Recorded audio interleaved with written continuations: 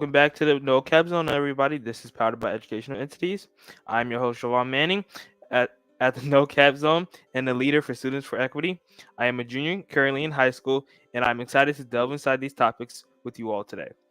Right before we delve into this topic, if you are tuning in on Facebook or any other social media platform, we would love for you to spread the word around.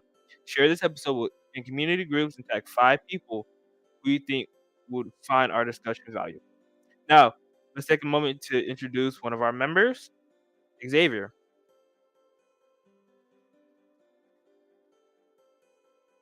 You there, Xavier? All right. I guess we'll continue. So real quick, let's get into the No Cap Zone news. Today or this month's highlight, it is National Mental Health Month. And or to establish the history or the honor of the history, National History Month or National Mental my bad. National Mental Health Month is observed in May, and this is a time to observe all of the contributions made to bettering people's mental health and also the contributions that people have made. Now, um, Xavier, do you have anything for NCZ news or for NCZ gaming or movies?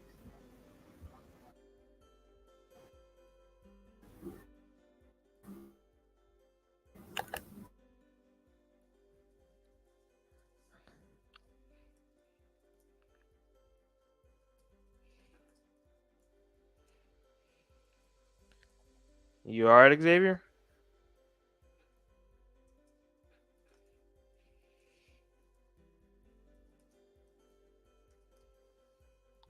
All right. Um. Okay.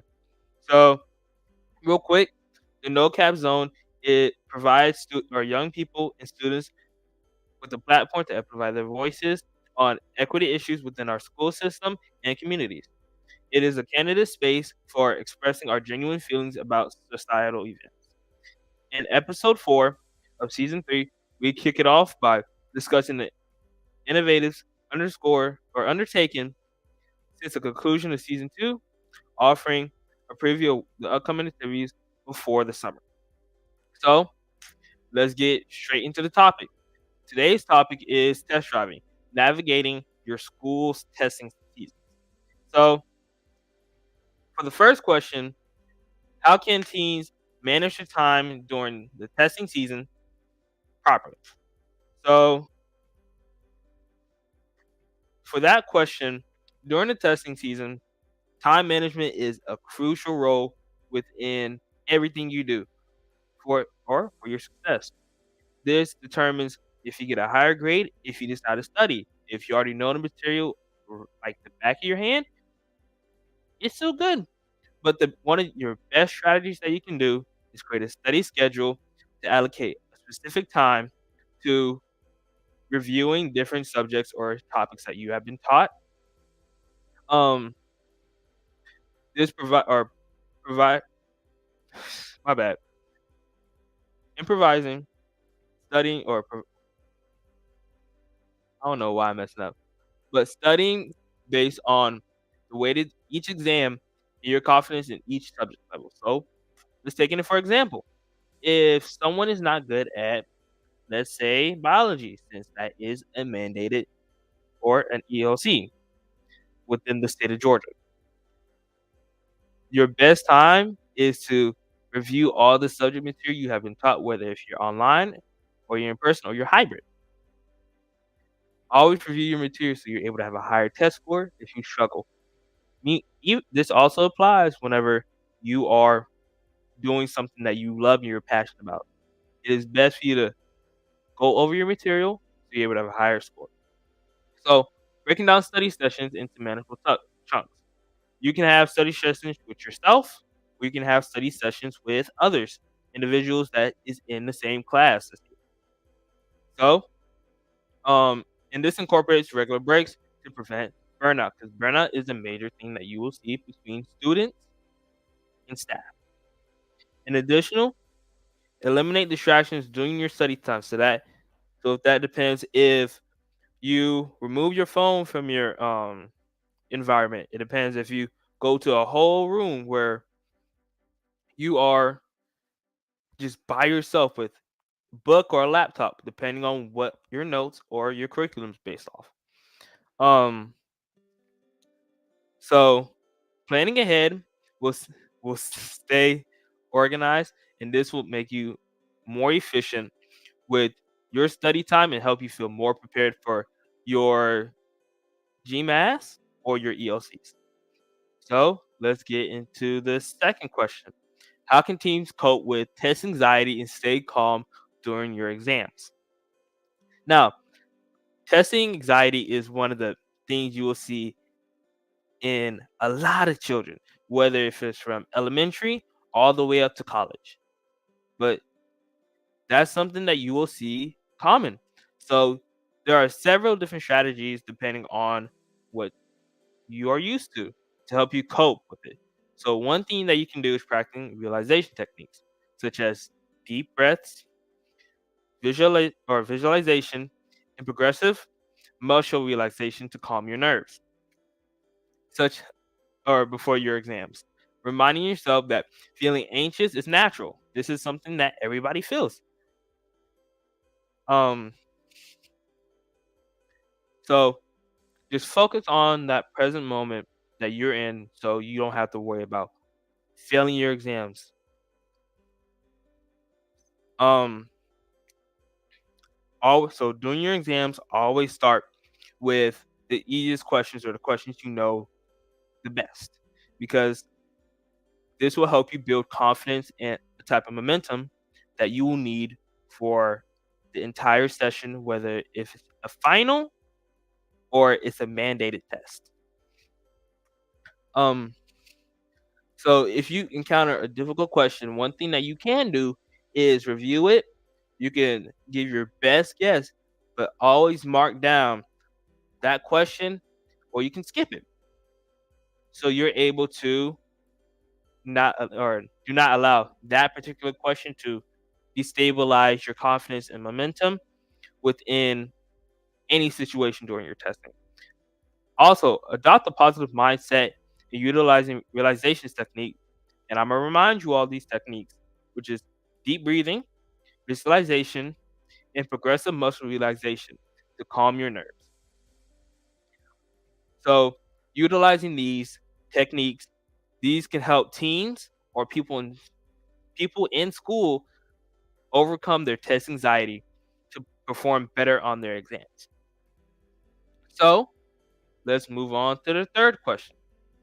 What are some effective study strategies for different types of learning? So, of course, everybody's a different learner, but the main three things that you'll see with learners is kinesthetic. Kinesthetic means you are hands on.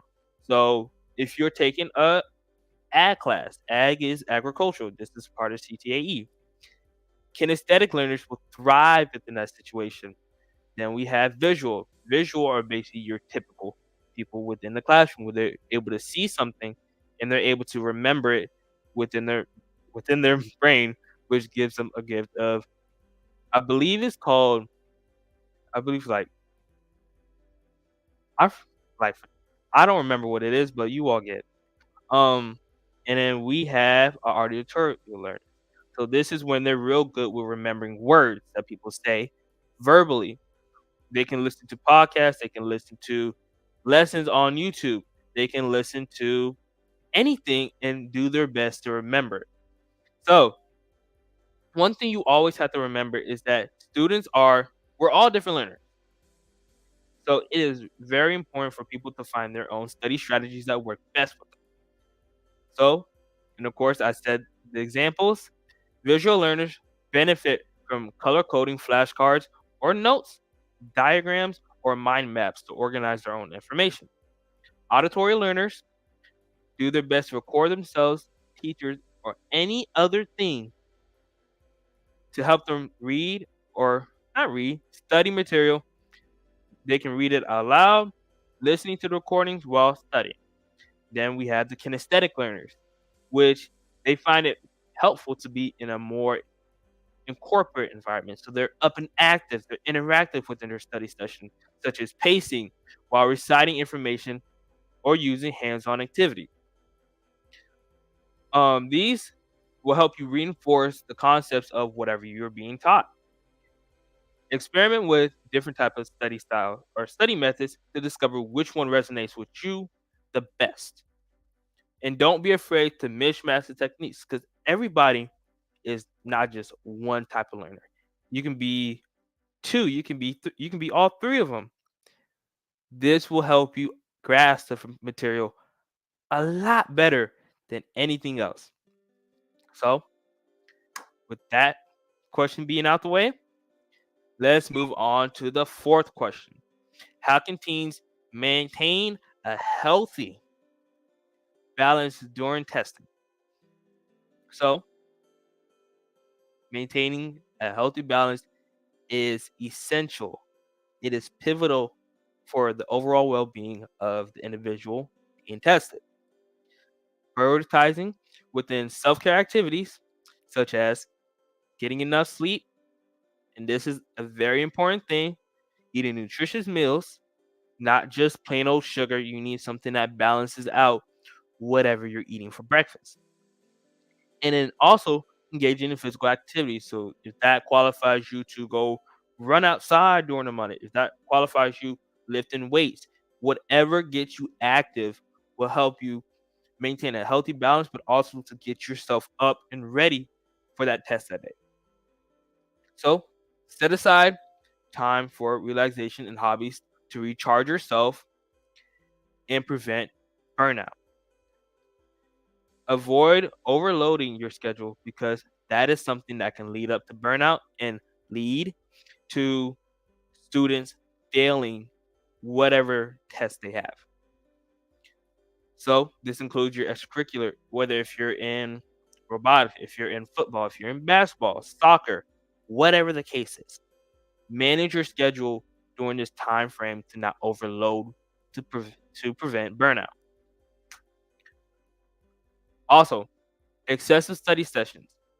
Remember, don't have like, so let's say you're doing a 6 to 8 hour study session and you're just sitting there for the entire period. That can cause you to burn out a little bit, but also it is not healthy for a being, for your being. Always take regular breaks. So within that 6 to 8 hours, let's say you take an hour and 30 minutes. You have that time frame. You take a 10 to 15-minute break, then you continue. Have periodic breaks to make sure that you are optimizing in your best capacity to succeed within any type of test. Also, reach out to your friends, family, or trusted adults for support within these tests because the more you're able to share whatever you're feeling, this will be the best opportunity you have to succeed because of course as I mentioned with the news, we have mental health month, national mental health month. Contacting someone is a part of that too. So remember to always talk to someone if you're feeling any type of negative emotion within you testing, such as, oh, oh I'm gonna fail, oh, I'm going to flunk. Any type of negative thoughts that you will see within a study session or you actually testing, it is best for you to actually communicate those feelings to let it out. Now, this comes into self-care because of course you're talking, but you need to understand how to find a balance within your academic responsibilities and in your personal well-being. Because of course teens, we don't like to express whatever's going on. We don't take care of ourselves when it comes to testing. We want to cram everything together. So always learn how to navigate your testing season with resilience and grace. And now for the final question. What resources are available for teens that who need extra support during the testing season? And of course, we already know that there are several resources available to teens within the testing season or the month of May if you're in I believe the East Coast. Yeah, or whatever you're at, always have your resources available. So schools can offer tutoring. They can You can create study groups with your friends or peers, or you can do academic support programs where, and of course this ties in with tutoring services and study groups where you're able to receive extra help within the subjects that you are extremely challenged in. Another thing is guidance counselors or school psychologists. They can provide a personal support for you to manage your stress, your test stress, your anxiety, help you develop your study skills and accessing accommodations for your exams. Online resources such as practice tests. So let's say you're in eighth grade and you have GMAT coming up. And of course, GMAT's already passed, but let's paint this picture. Within you doing GMAT, they always have a certain subject, such as math or I believe ELA, to have a practice test so you know what you're stepping into. Your teachers can also provide this so you're able to be familiar with whatever you have to access or for you to note down whatever is important for you to know. Another thing is educational videos. So things I mentioned, such as YouTube. There's another thing called tutor.com. There are different resources that provide videos to supplement your classroom learning and provide additional review material for you to know. And then one thing, and this should be the automatic basic thing for everybody to know, is to reach out to the teachers for clarification on any type of confusing topics for your exams or anything regarding to your formats. This will help alleviate your stress and improve your understanding for learning on whatever tests you have. Don't hesitate to advocate for yourself because that's what we all stand for. Advocating for yourself is something that is important, and seek out the support that you would actually need during your testing season. So, this concludes with all of our questions that we have prepared for you all today. Inside the chat, do you all have any questions for us to answer or for us to go over?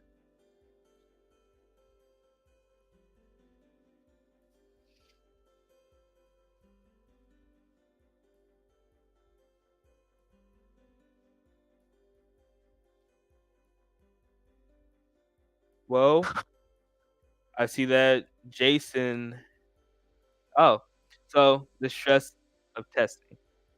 So, when we're talking about the stress of testing, that is something that you will see because it depends on if it's something that really intrigues you, whether if it's the topic, the teacher, whatever. That can play an interest within your stress. But also is you cramming in every single material just for you to possibly forget when you get in there, which causes you to fail. So always understand how to properly test because test taking strategies are majorly important, such as you reading the question, actually thinking about the context clues about what they are asking you. Now we have another question. When do you suggest taking an SAT program? So SAT program tradition ideally you can take it or ideally they want you to take it in 11th grade. But you can start prepping when you're in 10th grade so you're able to know the material. Because myself, I'm inside a SAT prep class. And you having the material to know beforehand will improve the score that you'll get. Because of course you get like what 1600 when you just put your name down. But overall, when you should be taking it, should be like your 11th or 12th grade year, because this can improve your chances to either win scholarships or you can win like a full ride at the college that you choose, whether if it's your dream college, a local college, or an out of state college. So is there any more questions? Um, I'm not taking any advanced classes regarding math, but I did take uh, advanced placement science, which was chemistry in my 10th grade year, which ideally you would take like your 11th grade year. So that should be something that you should try and strive for, to have AB classes to improve your chances with your academic success. Yes, I do agree that they should start being prepped in 10th grade, because your early years, your first 2 years should be the time you're able to sit down and actually take in all the knowledge that you need to know. Now, is there any more questions before we wrap up this?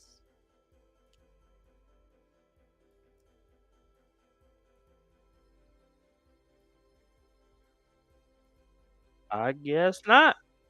Well, Students for Equity has established this platform for students to amplify their voices on social justice issues that occur every day within and without or within and outside of schools. If you are interested in helping us or in our advocacy or joining the team, please email us at students for equity in schools at gmail.com. When we're saying a four, we're not saying FOR, we're saying the letter four, or the number four, my bad. Students, the letter four, equity in schools at gmail.com. Educational Entities is proudly supported the No Cap Zone podcast, and visit educationalentities.com to engage with us as we aim to amplify more youth voices in the advocacy space. And I'd like to thank you all for coming out for today's episode regarding test taking strategy or test season. And we'll see you all next time.